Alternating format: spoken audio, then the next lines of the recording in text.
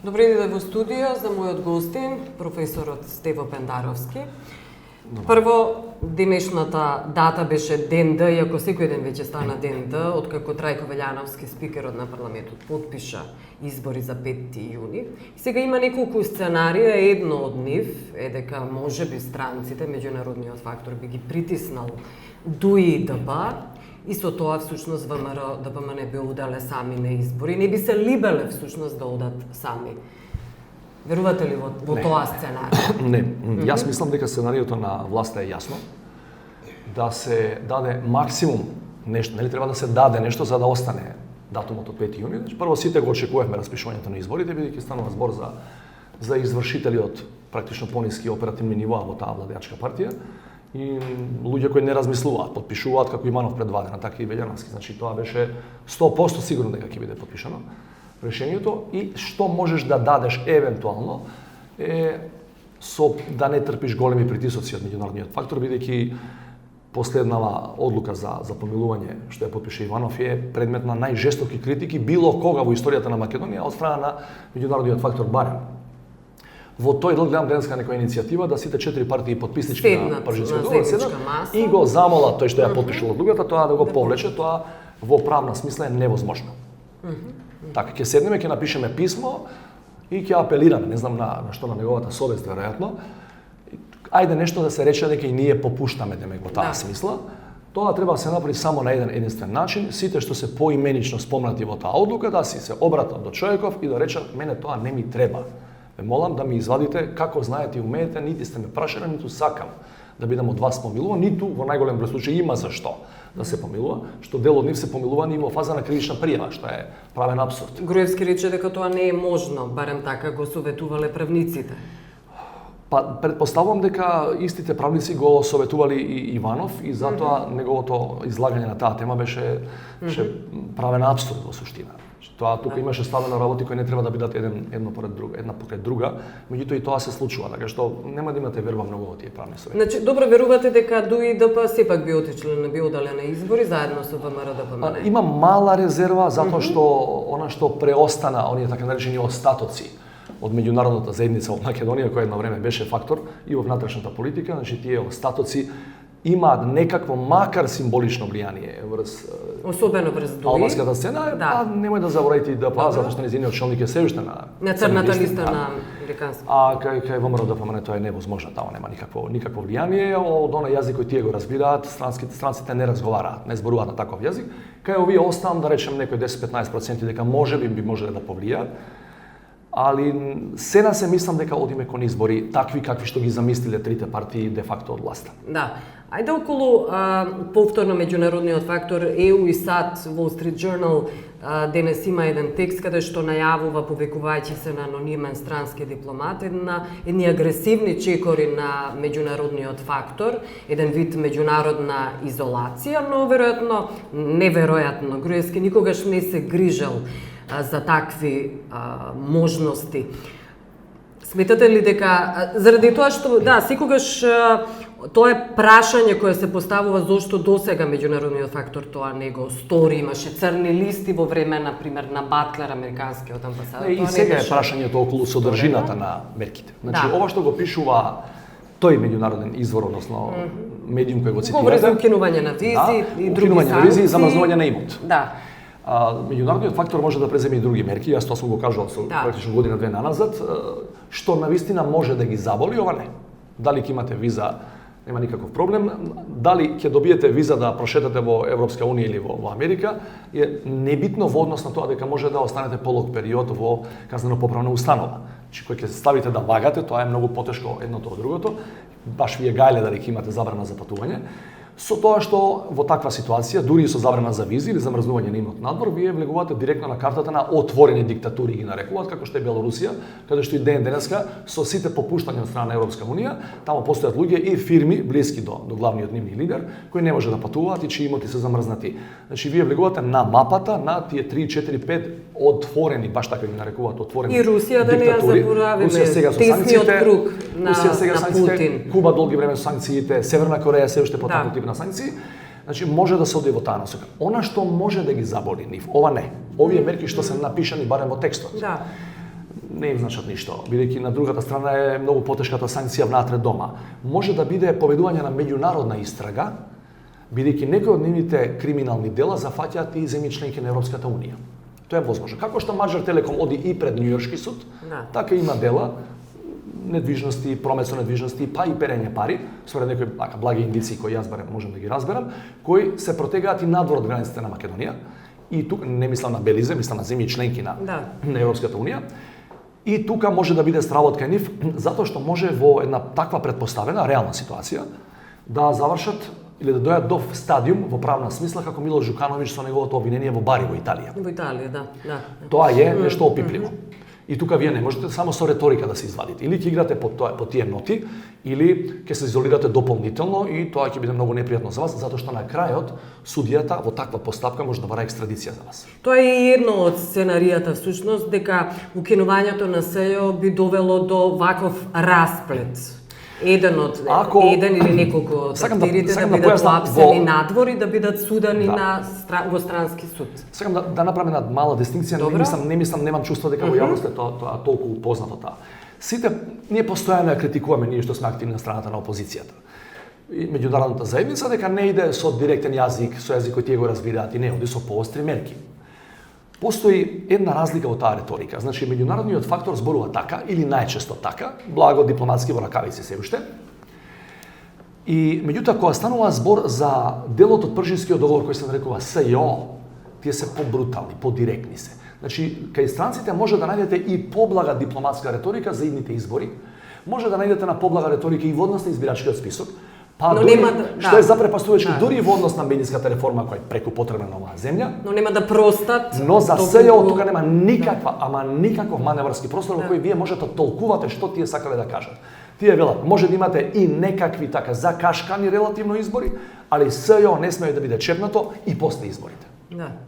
Тоа им е најбитно. Тоа им е најбитно и се согласувам потполно дека ако и тоа се чепне или преку Уставниот суд биде прогласено за неуставна категорија, дека реакцијата ќе биде најјака на скалата на можни реакции на меѓународниот фактор. Ајде околу сите сценарија, значи ги разгледавме следното, дека се најавува нов Пржински договор или Пржино 2, повторно меѓу 4 политички партии. Сега дали Заев треба повторно да седне со Груевски, првиот пат одбива СДСМ луѓето и Заев самиот одбиваше, но беа силно притиснати од меѓународната заедница, дека мора да се седне со Груевски, а подоцна тој чие последиците ќе ги трпи, ќе ги сноси преку СЈО. Јас во овој момент не можам во овој момент. Ситуацијата во Македонија почна од ден во ден да се менува. Во овој момент не можам да детектирам политички амбиент за Пржино 2. Пржино 2 е возможно ако работите одат далеку, од аспект на уличните протести и контрпротести, и од аспект на тоа да биде оспорен самиот чин на така наречените избори на 5 јуни. Значи, ако работава отиде во многу полоша насока отколку што е сега, а сега е исто така, не е позитивна. Значи, ако се влоши состојбата, не зборам за човечки жртви, зборам за големо нарушување, дневно нарушување на јавниот ред и мир, на поредокот во оваа земја, во тој случај би дошол некој кој нема да биде хан, веќе е јасно дека човекот е компрометиран комплетно, во тој процес некој друг дипломатски булдажер, така наречен, со поголема дипломатска тежина и би се обидел да ги приближи страните. Моја проценка е дека во таква ситуација ќе биде многу тешко да се соберат истите луѓе на маса. Многу вклучително и Зоран Заев. Затоа што првиот пат сите ние, Зоран Заев беше представник на опозицијата во тие преговори, сите ние бевме де факто прелажани. Јас тврдам и денеска и подпишувам, можеме да штиклираме. Кој елемент од Пржино е имплементиран до крај? Ниеден. Тоа што вие сте направиле СЈО како институција и сте му ставале сопки ден потоа, секој ден, до ден денешен, знаеме какви сопки, плюс негативна пропаганда која ги сатанизира до безсвест тие луѓе што таму работат, тоа не значи дека вие го имплементирате тој дел од Пржинскиот договор. Значи тврдам, не избирачки список, не медиуми, двојање на партија од држава. Еден елемент и помалку битен од Пржино не е имплементиран како што беше замислен на 15 јули ланската година. И сега повторно наседнувате со тој човек кој е креаторот на измрдување и заобиколување на целиот Пржински договор е перверзија. Но зошто Заев би бил елиминиран од преговарачката маса? Не би елиминиран, не би дошол. Јас мислам. А не би дошол? Не би дошол затоа што една година Не имаме... дошол со Груевски. Не, рековте дека ќе има комплетно нови лидери, така? Не знам дали ќе има комплетно нови. кажавте. Би ме чудило истите четворица, од кои тројцата придонесоа за ова дереже на кое сме, знаеме кој како, едниот ја продуцираше кризата, другите здушно поддржуваа, другите двајца албански лидери, немаме дилеми околу тоа. Гледате го само гласањето на Државната изборна комисија последниве 2 недели, 3 недели, јасни се мнозинствата. Значи, наспроти аргументите, тие гласа со главниот газда во влада, едниот представник па не е ни во влада, ама се однесува како да е во влада неговата партија, и вие чекате од истите тие луѓе пржино 2 да биде имплементиран. Зашто би бил имплементиран?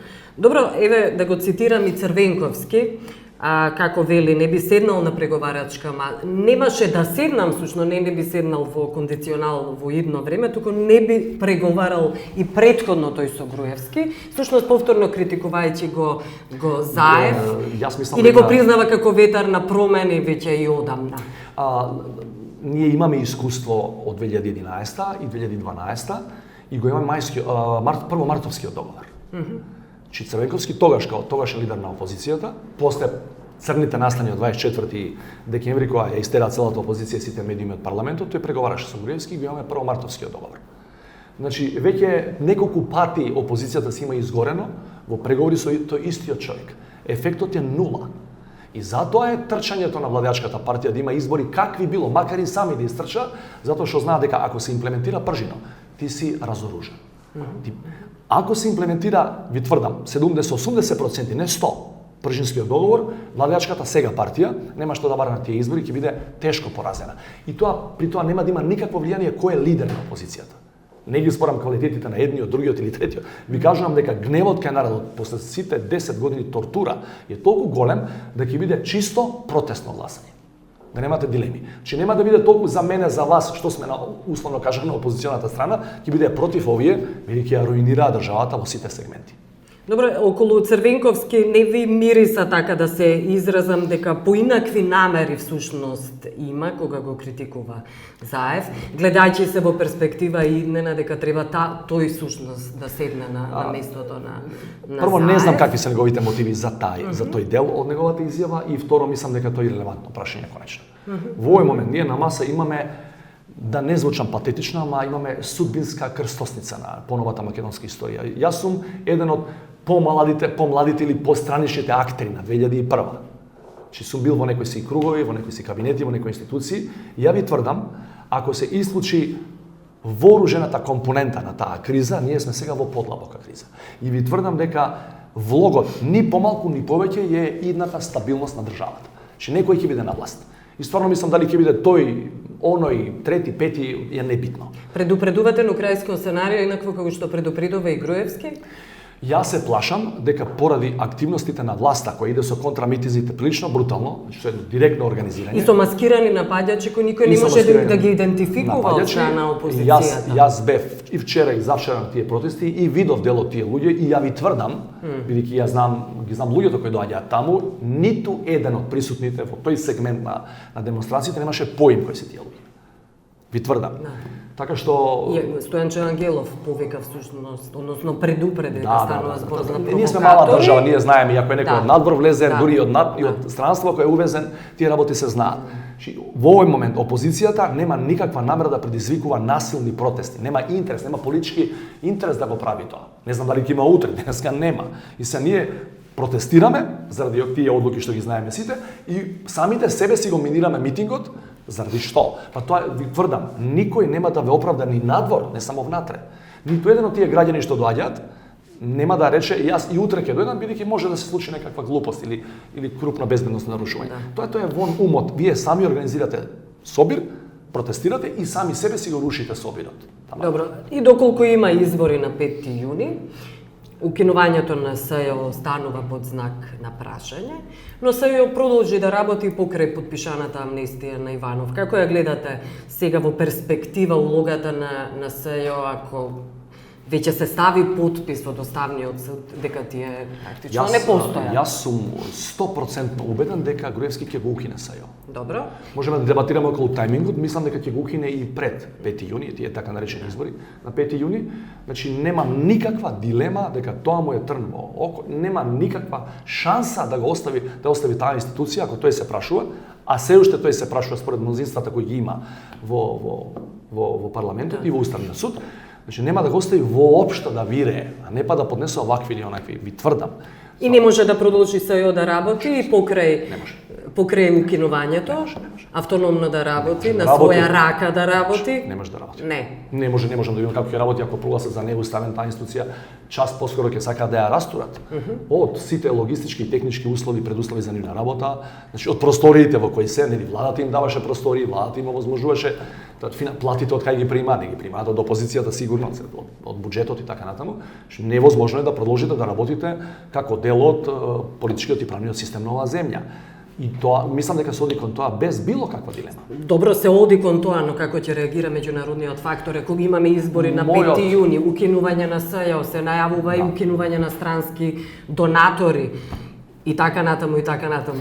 Моето гледање на работите е следново. Ние треба пополека, значи зборам за критички или опозиционно настроената јавност, не опозиционите партии, целата јавност, која не е мала како бројка, како маса на луѓе, која е доминантна во општество, тврдам, последниве 4-5 години минимум, ние мора да се трансформираме од тоа што ќе рече меѓународниот фактор, прилика можеме да знаеме што ќе каже, кон тоа што ќе кажат граѓаните на Република Македонија. И што ќе сторат? Затоа што моето скромно убедување или перцепција, подкрепено деломно и со некои реални статистики, не штелувани статистики, кажува дека во овој момент од сите институции во Република Македонија СЈО има 10 пати поголем рейтинг и доверба од страна на граѓаните во тоа што го работа. Што станува збор за, нема да претерам ако кажам, за едно широко одушевување кај луѓето кои конечно гледаат дека некој и од врвовите на власта може да одговара, а не само ситниве риби за 20, 30 или 50 Не ве разбирам. Мислите дека преку протести, масовни протести би се срушила власта и би обстојало и СЈО?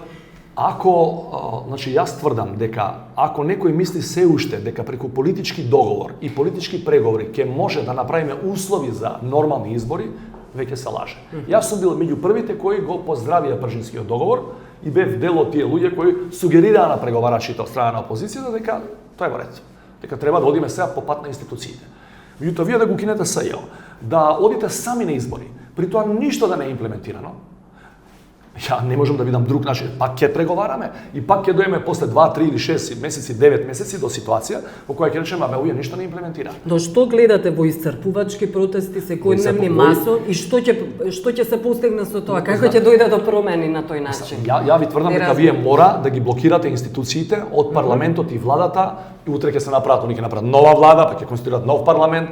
Вие не можете дома да седите со далинска рука и да гледате телевизија. Че ја не викам дека треба да пукаме. Добро. Него мислам дека бидејќи не ги признавате тие избори, а не може да ги признаете бидејќи нема елементарни услови. Не ги признавате. Институциите уште Пајте, ние пред 2 години ние учествувавме на изборите, па не ги признавме и дадовме докази зашто не ги признаваме. Сега после онолкав договор Пржински, вие сами да си одите да правите приватни избори практично и ние што треба да речеме добро во ред. Ние мораме да се вратиме на тоа што ние единствено ни останува. Опозицијата е присилно истерана од институциите повторно. Па вие после 5 јуни нема да имате ни така наречена техничка влада. Ни заменици, ни министри. Ќе ги истераат истиот ден, вечерта на изборите. Кои ќе ги добијат, се разбере, бидејќи ќе немаат конкуренција. Зашто не можам да видам друг начин ние и да сакаме да бидеме во институциите, после 5 јуни не можеме да бидеме, нема да ни дадат. Гледате, тие најдобро функционираат кога ќе истераат целата опозиција, тоа го направија и 2012 со Црниот понеделник. Не можам да видам дека сега е битно поразлично. Значи сега исто така сакаат да имаат еднопартиски парламент. Ништо повеќе од тоа. И систем. Да, и систем, да. Добре, јас благодарам што бевте гост.